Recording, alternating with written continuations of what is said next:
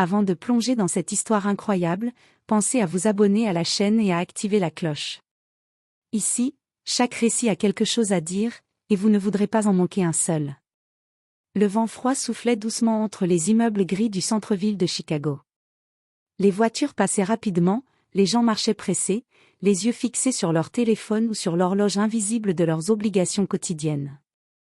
Dans cette grande ville où tout semblait aller trop vite, peu de personnes prenaient le temps de regarder ceux qui étaient tombés au bord du chemin. Assise sur un vieux banc près d'un arrêt de bus, Sarah Williams sortit lentement un petit sac en papier de son sac à main usé. Sarah n'était pas riche. En réalité, elle vivait modestement, travaillant de longues heures comme aide-soignante dans une maison de retraite. Son salaire suffisait à peine pour payer son petit appartement et quelques factures. Mais malgré sa vie difficile, Sarah possédait quelque chose que beaucoup de gens riches semblaient avoir perdu, un cœur immense. Devant elle se tenait un petit garçon maigre, âgé d'environ 8 ans. Ses vêtements étaient trop grands pour lui, tachés et usés par le temps. Ses chaussures étaient ouvertes sur le côté, et ses cheveux semblaient n'avoir jamais rencontré un peigne depuis des semaines. Le garçon s'appelait Daniel. Sarah l'avait remarqué pour la première fois quelques jours plus tôt. Il restait souvent près de l'arrêt de bus, silencieux, observant les passants avec des yeux remplis d'une étrange combinaison de méfiance et d'espoir. Ce jour-là, Sarah avait compris quelque chose immédiatement, cet enfant avait faim. Elle sortit un sandwich qu'elle avait préparé le matin même. « Tiens, Daniel, mange un peu », dit-elle doucement. Les yeux du garçon s'illuminèrent. Il prit le sandwich avec une prudence presque douloureuse, comme s'il craignait que quelqu'un vienne le lui arracher. Il mordit dedans rapidement, puis ralentit soudain, savourant chaque bouchée. Sarah le regardait manger, un sourire discret sur les lèvres. Elle savait ce que signifiait avoir faim. Elle avait elle-même connu des périodes difficiles après la mort de son mari quelques années auparavant. Mais voir cet enfant manger lui donnait une étrange sensation de paix. Autour d'eux, la ville continuait de bouger. Les passants passaient sans vraiment remarquer la scène. Pour eux, ce n'était qu'une femme et un enfant dans une grande ville pleine d'histoires invisibles. Personne ne savait que ce petit moment de bonté allait bientôt changer plusieurs vies. Daniel termina son sandwich et leva timidement les yeux vers Sarah. « Merci », murmura-t-il. Sarah allait répondre quand un bruit inattendu interrompit le calme de la rue. Un moteur puissant. Une voiture noire, brillante, extrêmement luxueuse, ralentissait devant eux. Les passants commencèrent à regarder. Ce type de voiture n'apparaissait pas souvent dans ce quartier modeste. La voiture s'arrêta juste à côté du trottoir. La portière arrière s'ouvrit lentement. Un homme descendit. Il portait un costume parfaitement taillé, une montre qui valait probablement plus que le salaire annuel de beaucoup de gens dans cette rue. Son regard était sérieux, mais ce qui l'avait arrêté n'était ni la pauvreté du quartier, ni l'enfant. C'était la scène qu'il venait de voir.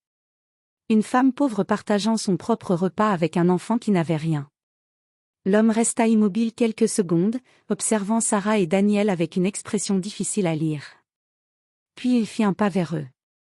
Et à cet instant précis, Sarah n'avait aucune idée que cet homme allait bouleverser sa vie d'une manière qu'elle n'aurait jamais pu imaginer. La rue entière semblait retenir son souffle. Le silence s'installa pendant quelques secondes après que la portière de la voiture noire se soit ouverte. Les passants ralentirent leur marche, curieux de voir ce qui allait se passer. L'homme qui venait de descendre était grand, élégant, et son costume gris foncé semblait parfaitement ajusté à sa silhouette. Ses chaussures brillaient sous la lumière du soleil, et chaque détail de son apparence respirait la richesse et l'autorité. Cet homme s'appelait Michael Anderson. Dans la ville de Chicago, beaucoup de gens connaissaient ce nom. Michael Anderson était un entrepreneur extrêmement puissant. Il possédait plusieurs entreprises, des immeubles entiers et même des investissements dans des compagnies internationales. Mais en cet instant, il ne pensait ni aux affaires, ni aux contrats, ni à l'argent. Son regard était fixé sur la scène devant lui. Une femme assise sur un vieux banc, partageant son repas avec un petit garçon sans abri. Michael resta immobile quelques secondes, observant la manière dont Sarah Williams regardait l'enfant. Il n'y avait aucune pitié dans ses yeux, aucune supériorité. Seulement de la bonté. Une bonté simple. Daniel, lui, remarqua l'homme le premier. L'enfant se figea immédiatement. Dans la rue, les enfants sans abri apprenaient très vite à se méfier des adultes riches. Certains les ignoraient, d'autres les chassaient. Il serra le reste du sandwich contre lui. Sarah leva les yeux à son tour et vit l'homme debout devant eux. Pendant un court instant, elle crut qu'ils avaient peut-être fait quelque chose de mal en restant là. « Bonjour », dit-elle doucement. Michael ne répondit pas immédiatement. Son regard passa de Sarah à l'enfant, puis au sac en papier presque vide posé à côté d'elle. Il comprit rapidement quelque chose. Cette femme ne faisait pas semblant. Elle partageait probablement son propre repas. Finalement, il parla. « Cet enfant est avec vous ?» La question n'était pas dure, mais elle était directe. Sarah secoua la tête. « Non, je l'ai rencontré ici il y a quelques jours. Il est souvent seul. » Michael regarda Daniel plus attentivement. Le garçon semblait nerveux, prêt à s'enfuir au moindre geste brusque. « Tu vis dans la rue ?» demanda Michael. Daniel hésita. Puis il hocha lentement la tête. Une expression grave traversa le visage de l'homme riche. Pendant des années, Michael Anderson avait signé des contrats valant des millions de dollars. Il avait dirigé des réunions dans des salles luxueuses et voyagé dans des jets privés. Mais il ne se souvenait pas de la dernière fois où il s'était arrêté pour regarder vraiment quelqu'un dans la rue. Et pourtant, quelque chose dans cette scène le touchait profondément. Il regarda Sarah. « Pourquoi l'aidez-vous » La question semblait étrange. Sarah haussa légèrement les épaules. « Parce qu'il avait faim. » La simplicité de la réponse surprit Michael. Pas de discours. Pas d'explication compliquée. Juste, parce qu'il avait faim. Un léger sourire apparut sur les lèvres de Michael, mais ce sourire était aussi rempli d'une certaine tristesse. Dans ce monde où tant de gens couraient après l'argent, cette femme pauvre venait de lui rappeler quelque chose qu'il avait peut-être oublié. Il sortit alors son portefeuille. Daniel observa le geste avec de grands yeux. Mais au lieu de donner de l'argent directement à l'enfant, Michael regarda Sarah et dit calmement. « Madame, j'aimerais vous poser une question. » Sarah fronça légèrement les sourcils. « Laquelle ?» Michael prit une inspiration. Et ce qu'il allait dire dans les secondes suivantes allait déclencher une chaîne d'événements que personne dans cette rue n'aurait pu prévoir. « Seriez-vous prête à travailler pour moi ?» Le monde sembla s'arrêter autour d'eux. Et Sarah, complètement surprise, n'avait aucune idée que cette proposition allait changer non seulement sa vie, mais aussi celle du petit Daniel. Les paroles de Michael Anderson restèrent suspendues dans l'air. « Seriez-vous prête à travailler pour moi ?» Sarah resta immobile, comme si elle n'avait pas bien entendu. Elle cligna des yeux plusieurs fois, essayant de comprendre si cet homme riche parlait vraiment à elle. Autour d'eux, la rue continuait de vivre, mais pour Sarah, tout semblait soudain silencieux. « Travailler, pour vous ?» répéta-t-elle, un peu confuse. Michael hocha calmement la tête. « Oui. » Daniel, lui, regardait la scène avec de grands yeux. Il ne comprenait pas exactement ce qui se passait, mais il sentait que quelque chose d'important était en train de se produire. Sarah posa son sac sur le banc et se leva lentement. « Monsieur, je pense que vous vous trompez de personne. » Michael esquissa un léger sourire. « Au contraire, madame. Je crois que je parle exactement à la bonne personne. » Sarah secoua doucement la tête. « Je ne suis qu'une aide-soignante. Je travaille dans une petite maison de retraite. Je n'ai aucune compétence pour travailler pour quelqu'un comme vous. » Michael resta silencieux un moment, puis il regarda Daniel qui tenait encore le reste du sandwich. « Vous voyez cet enfant ?» demanda-t-il. Sarah regarda Daniel et hocha la tête. « Bien sûr. » « Combien de personnes sont passées devant lui aujourd'hui ?» Sarah ne répondit pas. Michael continua. « Des dizaines, peut-être des centaines. Mais aucune d'elles ne s'est arrêtée. » Il marqua une pause. « Sauf vous. » Ces mots touchèrent Sarah, mais elle ne savait toujours pas quoi dire. Michael reprit d'un ton calme. « Dans mes entreprises, je peux trouver des gens intelligents, diplômés, expérimentés. Mais ce que je viens de voir ici. » Il désigna le sandwich. « Ça, C'est beaucoup plus rare. Daniel observait la conversation sans oser parler. Sarah croisa les bras, toujours un peu méfiante. Et quel genre de travail voulez-vous me proposer?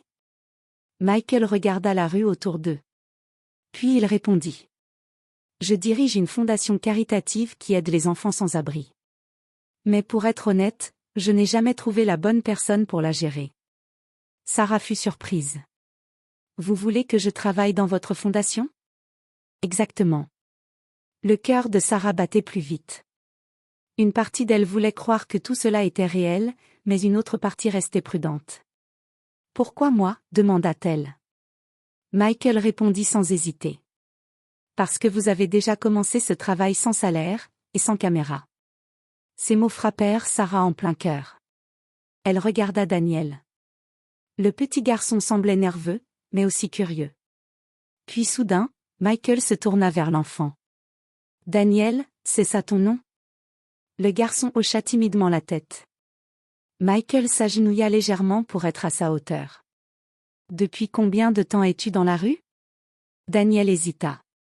Son regard se baissa vers le sol. Puis il murmura quelque chose qui fit immédiatement disparaître le sourire de Michael. Depuis que mon papa a disparu. Un silence lourd tomba sur le trottoir. Sarah fronça les sourcils. Disparu? Daniel leva lentement les yeux. Et ce qu'il allait dire ensuite allait choquer les deux adultes. Mon papa, il est riche. Michael resta figé. Très riche. Le vent souffla doucement dans la rue. Sarah échangea un regard surpris avec Michael. Car dans les secondes suivantes, ils allaient découvrir que l'histoire de ce petit garçon était bien plus mystérieuse qu'ils ne l'imaginaient. Les paroles du petit Daniel laissèrent un silence lourd sur le trottoir. Mon papa, il est riche. Sarah regarda l'enfant avec surprise, tandis que Michael Anderson resta immobile pendant quelques secondes, comme s'il essayait d'analyser chaque mot. Dans les rues, beaucoup d'enfants sans abri inventaient parfois des histoires pour se protéger ou pour rêver d'une vie meilleure. Mais quelque chose dans la manière dont Daniel parlait semblait différent. Ce n'était pas un mensonge. C'était un souvenir. Michael se redressa lentement. « Comment s'appelle ton père ?» demanda-t-il calmement. Daniel hésita. Ses petits doigts jouaient nerveusement avec le papier du sandwich. Je ne sais pas si je dois le dire. Sarah posa doucement une main rassurante sur l'épaule du garçon. Tu peux nous faire confiance, Daniel. L'enfant leva les yeux vers elle. Dans ce regard, il y avait une confiance fragile, mais réelle. Il prit une petite respiration. Mon papa s'appelle, dit-il doucement. Puis il prononça un nom. Un nom qui fit immédiatement changer l'expression du visage de Michael Anderson. Ses yeux s'agrandirent légèrement. Quoi? Murmura-t-il. Sarah remarqua immédiatement sa réaction. Vous connaissez ce nom? Michael ne répondit pas tout de suite. Il passa une main sur son visage, visiblement troublé. Car le nom que Daniel venait de prononcer n'était pas celui d'un homme ordinaire. C'était celui de Richard Coleman. L'un des hommes les plus puissants de la ville. Un milliardaire célèbre. Un homme dont les entreprises dominaient une grande partie de l'économie locale. Mais il y avait un problème. Un énorme problème. Michael connaissait Richard Coleman depuis des années. Et il savait quelque chose que presque personne ne savait. Richard Coleman n'avait officiellement aucun enfant. Michael regarda Daniel plus attentivement. Les traits du garçon. La couleur de ses yeux. La forme de son visage. Un frisson parcourut son dos. Parce qu'il remarqua soudain quelque chose de troublant. Une ressemblance. Une ressemblance qu'il n'avait pas vue au début. Sarah remarqua son silence. Qu'est-ce qu'il y a? Michael parla enfin, d'une voix plus grave. Si ce garçon dit la vérité. Il regarda Daniel. Alors quelqu'un ment depuis très longtemps. Daniel baissa les yeux. Mon papa m'avait dit de rester caché. Sarah sentit son cœur se serrer. Pourquoi? L'enfant répondit presque en chuchotant. Parce que des gens dangereux le cherchaient. Le vent sembla soudain plus froid dans la rue. Michael échangea un regard inquiet avec Sarah. Car à cet instant précis, ils comprenaient tous les deux une chose. Ce petit garçon sans abri était peut-être l'héritier d'une fortune immense. Mais s'il était dans la rue, cela voulait dire une chose encore plus inquiétante. Quelqu'un ne voulait surtout pas qu'on le retrouve. Et Michael Anderson venait peut-être, sans le vouloir, de mettre les pieds dans une histoire beaucoup plus dangereuse qu'il ne l'imaginait. Le silence régnait toujours autour du banc. Les paroles de Daniel tournaient dans la tête de Sarah et de Michael. Parce que des gens dangereux le cherchaient. Sarah sentit un frisson lui parcourir le dos. Elle regarda autour d'elle instinctivement, comme si quelqu'un pouvait les observer. Michael, lui, était plongé dans ses pensées. S'il s'agissait vraiment du fils de Richard Coleman, alors la situation était bien plus grave qu'il ne l'imaginait. Coleman n'était pas seulement un milliardaire puissant, il avait aussi des ennemis extrêmement dangereux dans le monde des affaires. Mais avant que Michael puisse dire quoi que ce soit, un bruit brutal interrompit leurs pensées. Des pneus qui freinent brusquement. Une voiture noire venait de s'arrêter de l'autre côté de la rue. Puis une deuxième. Sarah sentit immédiatement que quelque chose n'allait pas. Les portières s'ouvrirent presque en même temps. 3 hommes descendirent rapidement des véhicules. Ils portaient des costumes sombres, mais leur manière de marcher n'avait rien d'élégant. C'était la démarche d'hommes habitués à imposer leur présence. Daniel leva les yeux, et son visage devint soudain pâle. « C'est eux », murmura-t-il.